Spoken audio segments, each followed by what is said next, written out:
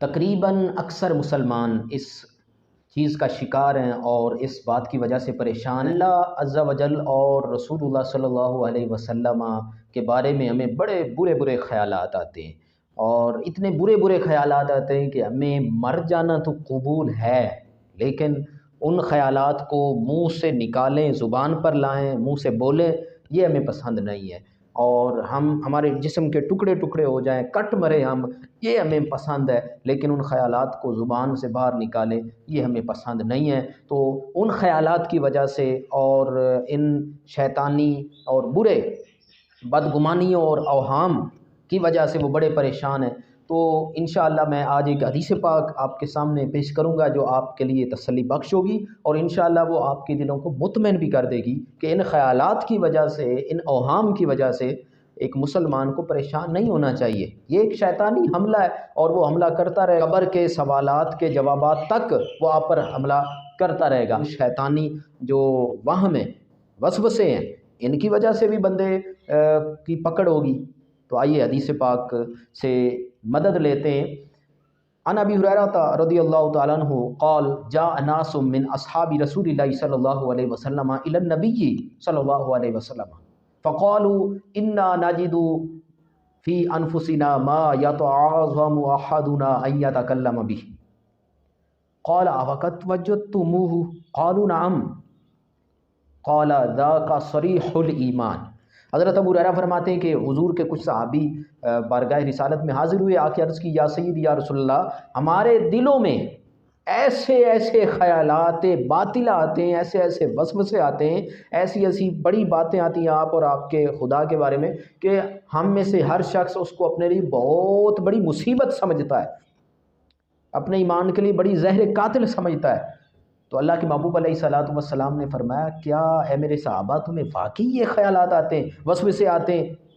تو صحابہ نے عرض کی یا رسول اللہ نعم ایسے ہی ہے، آتے ہیں۔ تو اللہ کے محبوب نے فرمایا ذاک صریح الایمان، ان وسوسوں سے، ان اوہام سے اور ان خیالات باطلہ سے، یہ شیطان کی طرف سے جو حملے ہوتے ہیں، ڈرنے کی ضرورت نہیں ہے، پریشان ہونے کی ضرورت نہیں ہے، بلکہ فرمایا ذاک صریح الایمان، ایک مسلمان کو، مومن کو ان خیالات باطلہ کا آنا، ان اوہام کاذبہ کا آنا، ان وسوسوں کا آنا، فرمایا یہی تو مومن ہونے کی نشانی ہے، یہی تو ایمان کی علامت ہے۔ تو میں اپنے بھائیوں سے یہ عرض کرنا چاہوں گا کہ ان خیالات کی وجہ سے پریشان نہ ہوا کریں، بلکہ اللہ تعالیٰ کا شکر ادا کریں کہ اس نے ہمارے اندر ایسی چیز رکھی ہے اور ہمارے اندر کوئی قیمتی ایمان کی روشنی ہے جس کی وجہ سے شیطان حملہ کرتا ہے، اور جو کفار ہیں ان کو اس طرح کے معاملات ان کے ساتھ نہیں درپیش آتے۔ ایمان کا جو قبر کے اندر آخری حملہ ہوگا وہ قبر کے اندر ہوگا، کب؟ جب فرشتے منکر نکیر پوچھیں گے من ربو کا، اس وقت یہ شیطان ایک خاص روشنی والی شکل بنا کر سامنے آ جائے گا میت کے، اور میت کو کہے گا کہ